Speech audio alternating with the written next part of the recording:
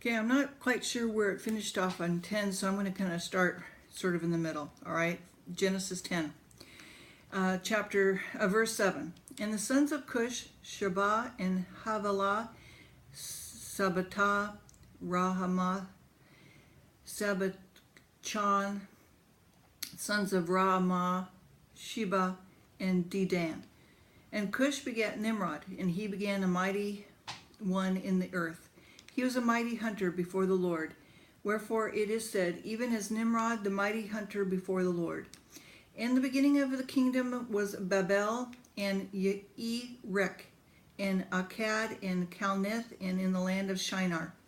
And out of that land went forth Ashur, and built Nivadah, the city of Rehoboth, and Calah, and Rezin between Nineveh and Calah.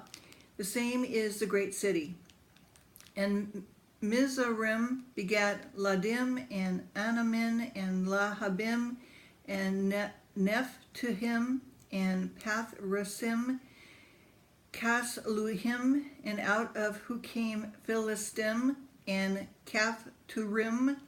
And Canaan begat Sidon, and his firstborn, and Heath, and the Jebusite, and the Amorite, and the Jurasite, and the Hivitite, and the Archite, and the Sintite, and the Avanite, and the Zemarite, and the Hamathite.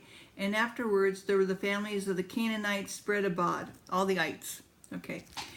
And the border of Canaanites was from Sidon, as thou comest to Genar, and to Gaza, and goes forth unto Sodom and Gomorrah, and Samah, and Zobim, and even into Lasha. And these are sons of Ham after their families, after their tongues, in their countries, and in their nations. Unto Shem also the father of all the children of Eber, the brother of Japheth, the elder, even to him were children born. And the children of Shem, and Elam, and Asher, and Arphaxad, and Lud, and Aram.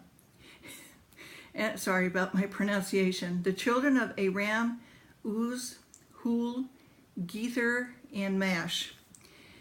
And Arphaxad begat Shalah, and Shalah begat Eber, and unto Eber were born two sons. The name of one was Peleg, for in his days was the earth divided, and his brother's name was Jokhan. You know, you ought to take all these names, write them out, and find out what the Hebrew word means, and I bet you would be surprised of the hidden message that is in it, because there's a lot of these gems in the Bible. And Jotan begat Alamadad, Sheleph, and Hazarmaveth, and Jerah, and Hadoram, and Uzal, and Durlah, and Obal, and Abin El, and Sheba, and Ophir, and Havilah, and Jobab. And these were the sons of Joktan. And the dwelling was from Misha, and thou goest unto Semar, the mount of the east. And these are sons of Shem, and after their families, and after their tongues, in the lands, and after their nations, there are families of sons of Noah after their generations, in their nations, and by these were the nations divided in the earth after the flood. Okay. Chapter 11. One language in the world.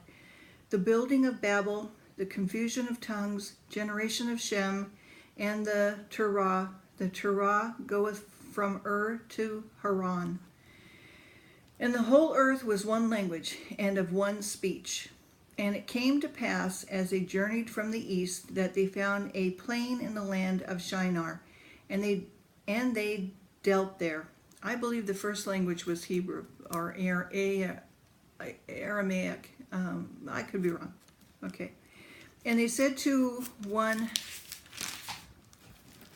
another, go, let us make a brick, and burn them thoroughly. And they had brick for stone, and slime, and they for mortar. And they said, go to, and let us build us a city and a tower, whose top may reach into the heaven, and let us make a name, lest we be scattered abroad above the face of the whole earth. And the Lord came down to see the city and the tower which the children of the men built. And the Lord said, Behold, the people is one, and they all have one language. And this they began to do. And now nothing will be restrained from them, which they have imagined to do. Go to, let us go down, and there confound their language, that they may not understand one another's speech. So the Lord scattered them abroad from hence upon the face of all the earth, that they left off to build the city. Therefore is the name of it called Babel, because the Lord did there confound the language of all the earth. And from hence did the Lord scatter them abroad upon the face of all the earth. These are the generations of Shem. Shem was 100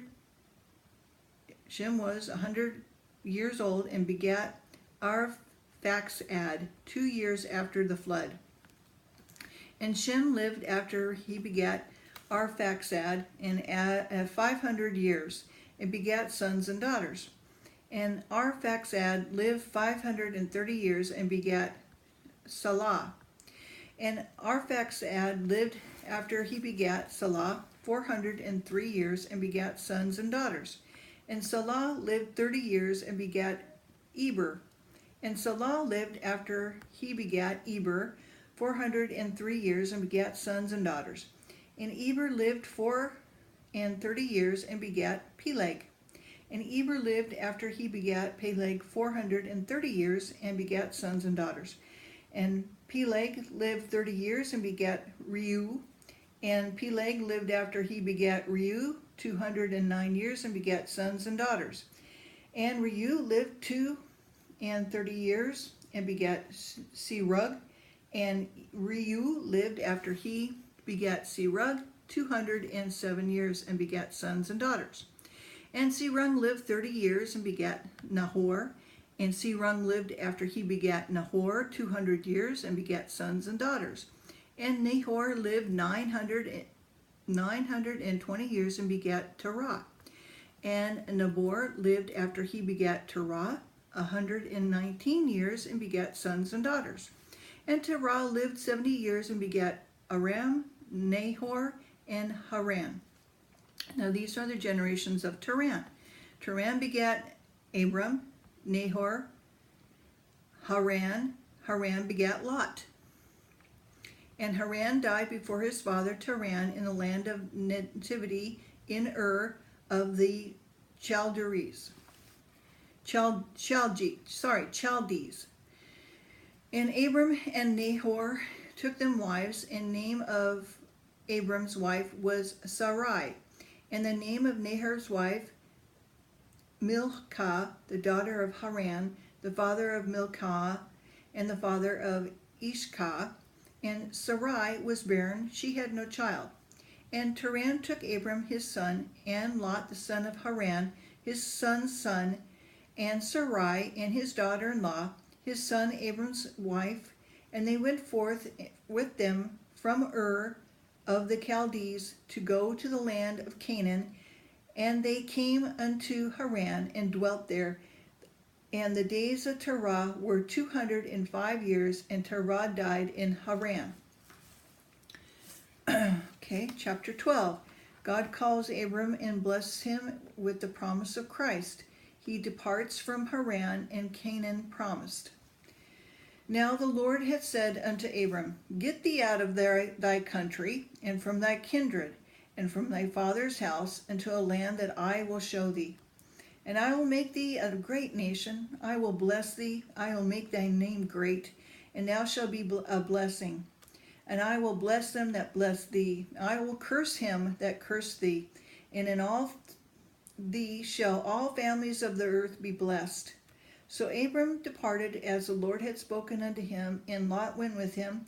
And Abram was 75 years old, and he departed out of Haran. And Abram took Sarai his wife, and Lot his brother's son, and all their substance that they had gathered, and the souls that had gotten in Haran, and they went forth unto the land of Canaan, and to the land of Canaan they came. And Abram had passed through the land unto the place of Shem, into the plain of Moreh, and the Canaanite was then in the land.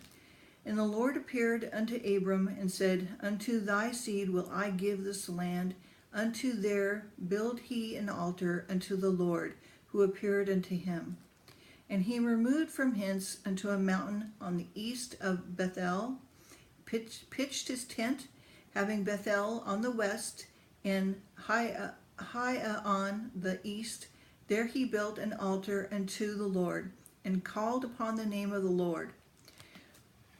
And Abram journeyed, going on still toward the south.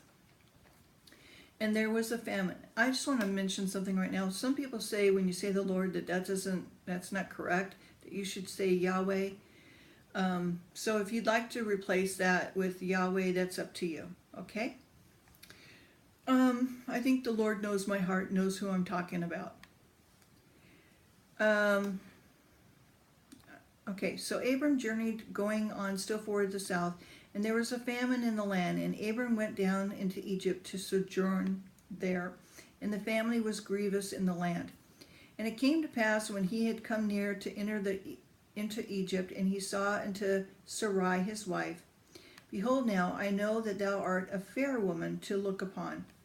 Therefore it shall come to pass, when the Egyptians shall see thee, and they shall say, this is his wife, and they will kill me, but they will save thee alive. Say, I pray thee, thou art my sister, that it may be well with me for thy sake, and my soul shall live because of thee.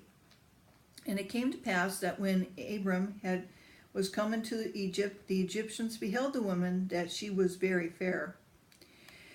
And the princess also, the Pharaoh, saw her, and commended before Pharaoh. And the woman was taken into the Pharaoh's house. And he entreated Abram well for her sake. And he had sheep and ox, and he had asses, and men servants, and maid servants, and asses, and camels. And the Lord plagued Pharaoh and his house with great plagues because of Sarai and Abram's wife. And the Pharaoh called Abram and said, What is this that thou hast done to me? Why didst thou not tell me that she was your wife? Why did you say that she's my sister, so I might have taken her to me to wife? Now therefore, behold thy wife, take her, and go thy way. And the Pharaoh commanded his men concerning him, and they sent him away, and his wife, and all that he had. Okay, I'm going to hold off on chapter 13. Again, forgive me for butchering some of these names. I'm doing the best I can. I really hope that this is a blessing to those of you who listen to it. And I'm just kind of reading through. I'm not a voice actor, and hopefully I won't lose my voice. Pray that I don't, and that we get the word out, because Satan hates this, by the way. So anyway, I appreciate you asking me to do this, and it's my pleasure. I just hope that it blesses people and that God's able to work through me. All right. Love you guys. Bye-bye.